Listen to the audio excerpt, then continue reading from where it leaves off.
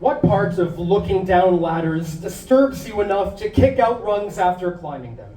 I don't believe it's a wish to not go back or some twitch set off by vertigo, as much as fear of a view depicting your formative, imperfect years, the slips and strained grips prideful climbers wish they could erase from tales of their formulation, elevating myths about deserving to stand alone atop great cliffs, resisting the urge to leap over out of guilt after seeing beaches filled with every body that fell, in the fog of distance, enabling the delusion that a shore's dark spots are only insects on lower scales of evolution.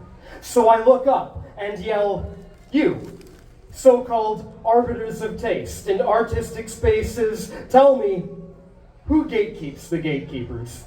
Is it done by graduates of a special school where applicants go to show how well they can dispense their approval? In an institute maintaining exclusivity as a burden of proof, as some badge of pure authenticity? And where do the failed gatekeepers go? Maybe they're trustworthy after being unable to adequately divide our population, or maybe they'll wander around while overcompensating, constantly trying to prove their skill at separating someone from a goal.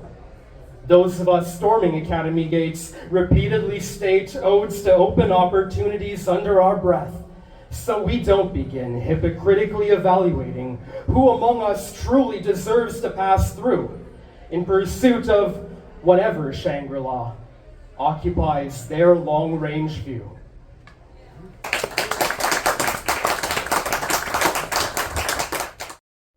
I first performed words I'd written with punk bands in stale beer-smelling small clubs downtown or whatever spot we found.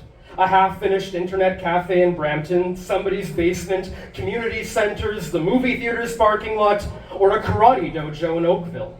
It wasn't winning bank-sponsored, promising young writer of tomorrow prizes with ceremonies and dignitaries giving praise. If you want to unlock my inner punk singer, simply pick out a human being and then deify them in front of me. Say you actually can't believe you're really in their presence, and my eyes will roll so far back, I'll be inspecting my own brainstem. I'm not a high modernist waxing poetic on BBC.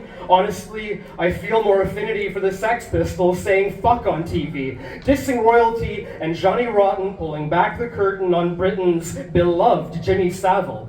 And when the predatory celebrities of our world fall, I don't want to be their constant companion in photo albums.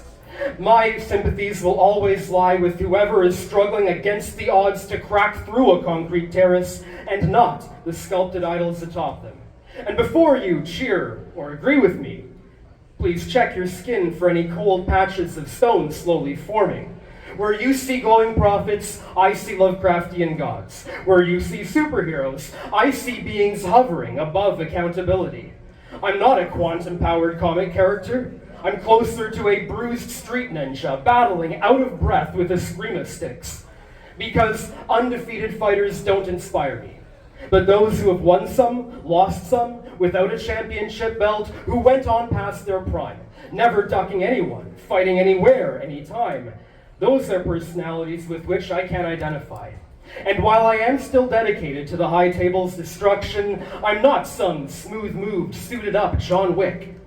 Honestly, I'm more John McClane, barefoot, bleeding, freaking out, and foul-mouthed.